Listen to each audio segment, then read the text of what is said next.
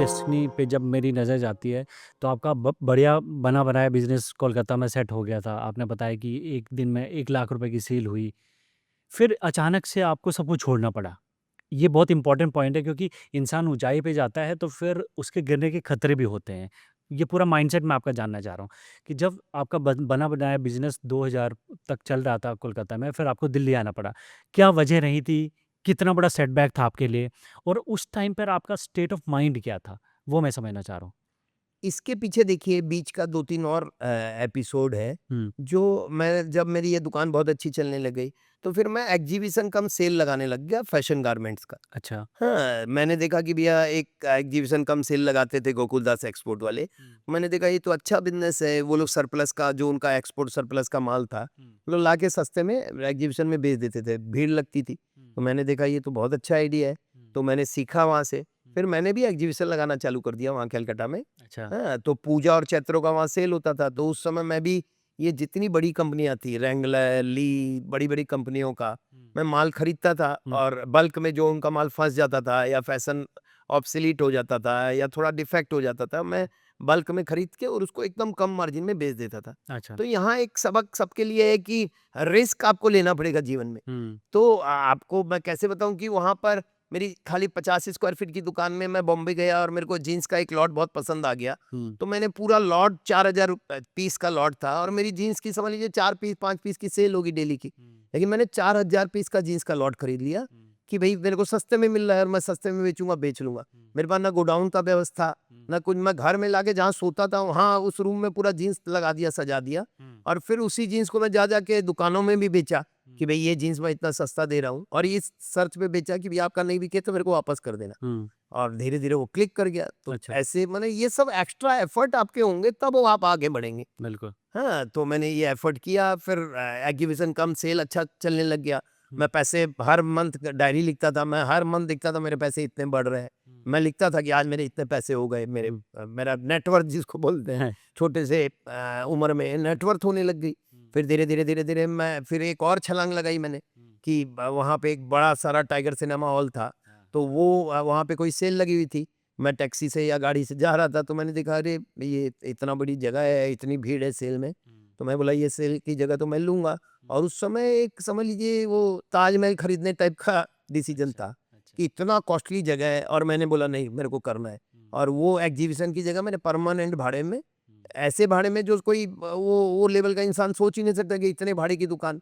हाँ, अच्छा, लेकिन मैंने इतने भाड़े की दुकान उस समय ले ली हुँ, और उस दुकान में मैं पर स्क्वायर फीट सेल 24 करोड़ की सेल मैंने हुँ, 3000 स्क्वायर फीट की दुकान में पूरे साल में की। अच्छा, तो वो भी एक वर्ल्ड रिकॉर्ड है। हुँ, वहाँ मेरी दुकान में लाइन लगती थी। वहाँ हुँ, पे श्री लेदर बोल के बगल में जूता की दुकान थी हुँ, और मेरी कपड़े की दुकान थी। तो पूजा के टाइम में हम लोग लाइन लगा-लगा के घुसाते थे कस्टमर को और अच्छा, निकालते थे। अच्छा, तो ये सब आपको जीवन में कुछ एक्स्ट्रा एफर्ट करने पड़ेंगे। हुँ, हाँ, मैं लोग ₹80 पर डे देते थे सेल्समैन को, मैं उसमें से ₹30 ₹40 और एक्स्ट्रा देता था हुँ, कि भई सब खुश रहे। हम मेरे जो मैनेजमेंट के लोग थे, हुँ, उनको मैं हर 3 महीना में, 6 महीना में किसी को 10,000 किसी को 20,000 किसी को 50,000 हुँ, एक्स्ट्रा देता था कि ये लोग मोटिवेटेड होके हुँ, मेरे लिए अच्छे से परचेज़िंग करे, हुँ, हाँ, माल बेचे, माल करे। तो शेयरिंग ऑफ वेल्थ का शुरू से दिमाग में था कि भैया वेल्थ को जितना शेयर करोगे उतना बढ़ेगा। अच्छा, तो वो लीडरशिप था, वो उनको मोटिवेट करना लोगों को और हुँ, हाँ, फिर उससे वो दुकान से बहुत अच्छी चलने लगी। फिर मेरी कलकत्ते में 4-5 दुकानें हो गई। हुँ, चारों पाँचों दुकानें अच्छी चलने लग गई। हुँ, फिर मैंने एक कलकत्ते में वाटर पार्क किया।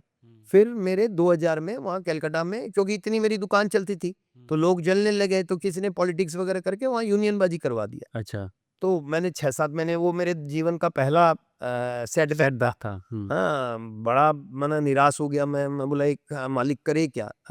हुँ, हुँ, अगर उसके इतने सारे स्टाफ हुँ, अगर यूनियन के लीडर के भड़काने में आने से हुँ, हाँ, क्योंकि उसका एक ही मकसद था यूनियन लीडर का कि भई पैसा मेरे से कैसे वसूले हुँ, हाँ, और वो बहका रहा था बच्चों को। हुँ, तो बहुत 6-7 महीने मैंने लीडर लोग के चक्कर लगाया और बहुत मेहनत की लेकिन हुँ, कुछ अंत में नहीं निकला। हुँ, तो मैं बोला अब आपने मेरे को हमेशा से था कि भैया जो है मैं फिर खड़ा कर लूँगा। हुँ, मेरे को कभी भी इतना अटैचमेंट नहीं हुआ। गीता में पढ़ता था कि भैया कभी भी अटैच्ड मत हो किसी भी चीज़ से। कर्म करो पूरा, हुँ, लेकिन माने अटैच्ड होके मत करो, हुँ, डिटैच होके करो। तो छोड़ दिया मैंने कलकत्ते की 5वीं दुकान छोड़ के मैं दिल्ली आ गया। हुँ, काली हैदराबाद वहाँ चल रहा था, मेरे पास इतना क्रेडिट में लिया हुआ था, ग्रो कर रहा था, तो छोड़ के और मैं दिल्ली आ गया। और आप दिल्ली को बोला कि आपका जो पैसा है मैं एक एक पैसा वापस चुकाऊंगा।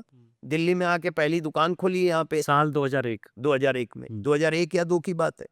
तो दिल्ली में रजौरी गार्डन में दुकान खोली विशाल गारमेंट्स के नाम से, बहुत अच्छी चलने लग गई वो। तो क्योंकि दिल्ली में वैल्यू रिटेल में कोई था नहीं, तो बहुत अच्छी चलने लग गई। फिर 2003 में पहला हाइपर मार्केट किया NH8 में, वो अच्छा चलने लग गया। 2007 में IPO किया, IPO 600-700-800 करोड़ के वैल्यूएशन में किया, लेकिन उसका फिर वैल्यू 2000 करोड़ हो गया। तब तो सोचा बस मेरे को याद ये है, आपकी जिंदगी का दूसरा सेटबैक था। सेटबैक नहीं था ये, दूसरा बड़ी उड़ान थी। जो सीढ़ी मिलती है ना, हाँ सांप और सीढ़ी का गेम होता है, हाँ, तो वहां वहाँ पे पे सीढ़ी मिली। सीढ़ी से चढ़ते चढ़ते पहुंचे टाइगर, टाइगर से वाटर पार्क, और ये सीढ़ी पे चढ़ रहा था, फास्ट सीढ़ियां मिलती जा रही थी। जैसे जैसे आप आगे बढ़ते हो, ये जीवन ही सांप सीढ़ी का खेल है, कहीं आपको सांप मिलता है, कहीं आपको सीढ़ियां मिलती है। तो सीढ़ियां मिल रही थी 2000 तक। 2000 में यूनियन प्रॉब्लम आने से समझ लीजिए वहां सांप ने काटा, काटने से फिर वो सारा क्रेडिट में जितना पैसा वगैरह था वो सब हो गया। फिर यहाँ आए, सबका धीरे धीरे पैसा चुकाए, वापस सीढ़ी मिली, एक नई सीढ़ी मिली जो दिल्ली में, और फिर ऑल इंडिया में हमने हाइपर मार्केट खोलना चालू किए। IPO के टाइम में एक सीढ़ी और मिली कि भैया प्री IPO में मेरे साथ प्राइवेट इक्विटी वाले जुड़े। फिर मैं देखा हूँ कि अगर आप एफर्ट करते हो तो धीरे धीरे आपका इकोसिस्टम, ये जो पूरी कायनात है आपका, हेल्प करती है। कुछ फाइनेंस वाले लोग जुड़ जाते हैं, कुछ एडवाइजर जुड़ जाते हैं, कुछ कंसल्टेंट जुड़ जाते हैं, कुछ आपके एम्प्लॉइज बुद्धि देते हैं, तो धीरे धीरे आपके रास्ते खुलते जाते हैं। मैं तो ये बोलूँगा जितना आप एफर्ट करोगे जीवन में, उतने आपके लिए रास्ते खुलते जाएंगे और आप तरक्की करोगे। तो आपने दिल्ली आकर 2001 से 10 साल करीब विशाल मेगा मार्ट बनाया, और करीब करीब 2011 में मैंने बेचा विशाल 2000 मेगा मार्ट, तो विशाल मेगा मार्ट बनाया। और फिर विशाल मेगा मार्ट भी मेरे लिए सीढ़ी थी वहां तक पहुंचना।